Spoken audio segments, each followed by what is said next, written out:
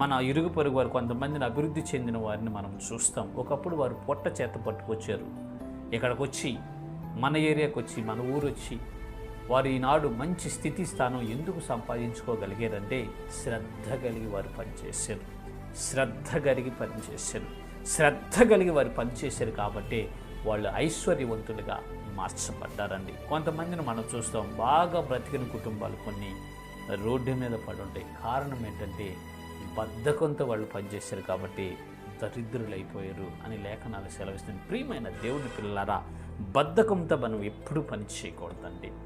బద్ధకం అనేది మనకు ఉండకూడదు. అసలు బద్ధకం అనేది దరిద్రానికి కారణం. ఏ మనిషిడైతే బద్ధకిస్తూ ఉంటాడో పదే పదే, ఏ మనిషికైతే లేజినెస్ ఉంటుందో ఆ మనిషి దారిద్ర్యంలోకి దిగిపోతాడు. అతను మాత్రమే కాదు, అతను కుటుంబం బిడ్డలు కూడా దరిద్రాన్ని అనుభవిస్తారు, కానీ ఐశ్వర్యవంతులుగా మార్చబడరు.